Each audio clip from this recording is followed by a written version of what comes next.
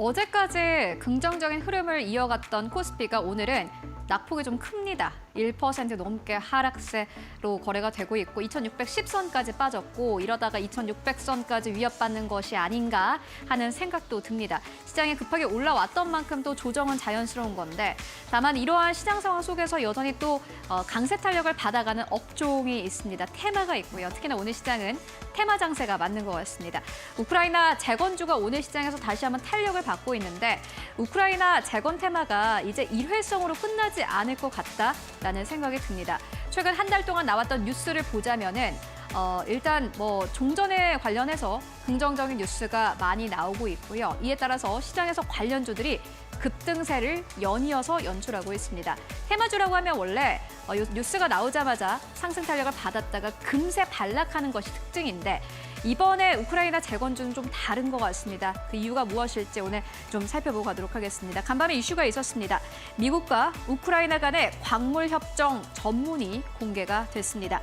우크라이나 현지 언론을 통해서 공개가 됐는데요. 내용을 잘 보니 미국과 우크라이나의 기금을 공동 설립한다. 라는 조항이 있었고요.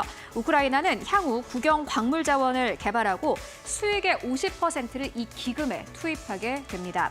기금을 통해서 우크라이나 재건을 위한 투자에 사용을 하게 되고 미국은 이에 따라서 재정적인 수익을 확보하게 됩니다. 우크라이나와 미국 간의 광물 협정은요. 재건 투자 기금의 조건과 조항을 설정하는 양자 협정이 제목이었다고 합니다. 요것들이 공개가 되면서 오늘 시장에서 특히나 관련주들이 급등세를 나타내고 있는데 사실 이 이슈 하나만으로 관련주가 움직이기에는 좀 약하지 않나 하는 생각이 듭니다. 그 밑에 펀더멘털에는 또 다른 이슈가 있기 때문인데요. 이어서 다음 장을 통해서 만나보도록 하겠습니다.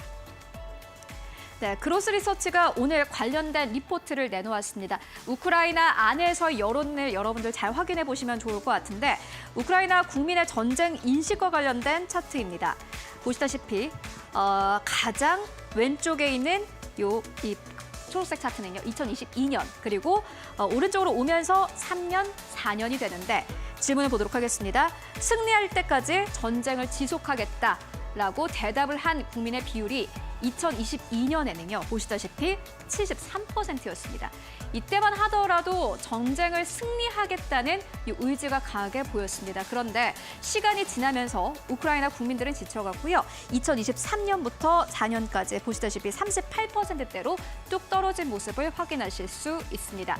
73%에서 38%대까지 떨어진 건 거의 40%포인트가 뚝 떨어진 겁니다. 다음 질문 보도록 하겠습니다. 빠른 종전 협상을 촉구하겠다. 2022년에는 22%의 국민만이 빠른 종전을 위한 협상을 원했습니다. 그런데 2024년에 들어서 와서 봤더니 52%의 국민, 거의 국민의 절반 정도가 빠른 종전에 대한 협상을 촉구하고 있는 것으로 나타났습니다. 우크라이나인의 절반 이상이 빠른 전쟁 종결을 위한 협상을 원하고 있고 전쟁 초기와는 확실히 여론이 달라졌다라는 평가가 나옵니다. 우크라이나가 이렇게 미국과의 광물 협정에 속도를 내는 것도 결국에는 국민들의 여론을 받아들인 그런 결과로 보여지고요. 우크라이나인의 상당수는 평화를 대가로 일부 영토를 양도하는 데 개방적이어야 한다라고 답했다고 합니다. 일단 우크라이나 안에서의 여론은 이제는 전쟁은 그만하자라는 게 대체적인 의견인 것 같고요. 그 이후에 AP통신이 보도를 했는데 봤더니 트럼프와 러시아가 평화협정을 위한 정상회담을 준비하는 것을 진행 중이다라고 22일에 현지 시간에 보도가 됐고요. 아직은 초기 단계이지만 미국과 러시아 특사가 2주 안에 만나서 고위급 회담을 추진할 가능성이 있다라고 보도를 했습니다. 왠지 모르게 뭔가 좀 빠르게 진행이 되는 것 같다라는 생각이 들지 않습니까? 그로스 리서치는 긴 시간 끝에 종전이 이뤄질 것으로 기대한다라고 설명을 했습니다.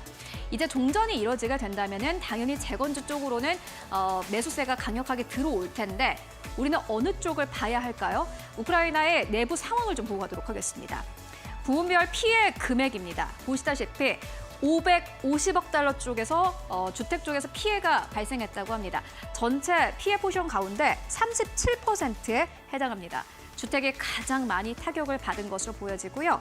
운송은 보시다시피 340억 달러, 전체 포션 대비해서 22% 정도 피해를 봤다고 합니다. 주택과 교통을 다 합치면은 50%가 넘어갑니다. 우크라이나 안에서의 주택, 건설, 교통과 관련된 이런 피해 금액이 꽤나 큰 것을 알 수 있는데요. 당연히 복구하는 데 돈이 많이 필요할 것으로 보여집니다.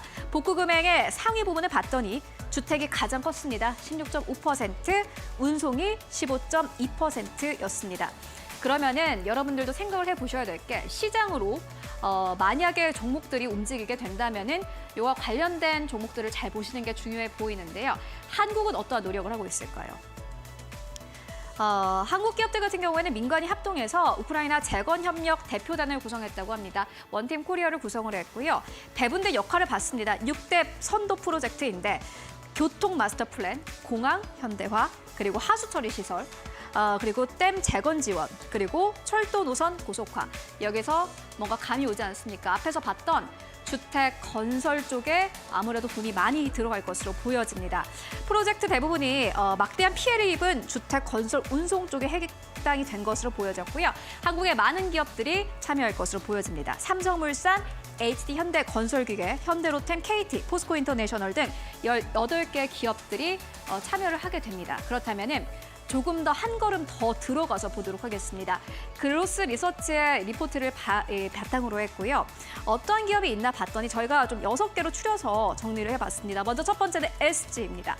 여러분들 이미 너무 많이 아실 것 같고 파이널샷에서도 몇 번 또 전해드렸던 그러한 기업이기도 한데 일단 현재까지는 시장에서 가장 큰 수혜주로 보고 있습니다.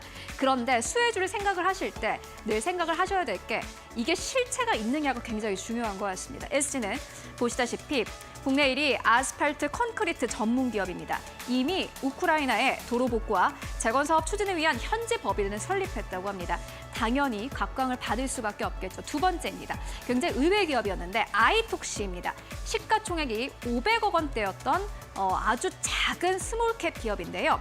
게임 리퍼블리싱과 퍼블리싱을 주요 사업으로 하고 있는 그러한 회사입니다. 게임 회사인데 왜 갑자기 우크라이나 재건 수혜주지? 라고 생각하실 수도 있을 것 같습니다. 그런데 그로스 리서치 측에서는 아이톡시가 숨겨진 우크라이나 재건 수혜주다라고 설명을 하고 있습니다.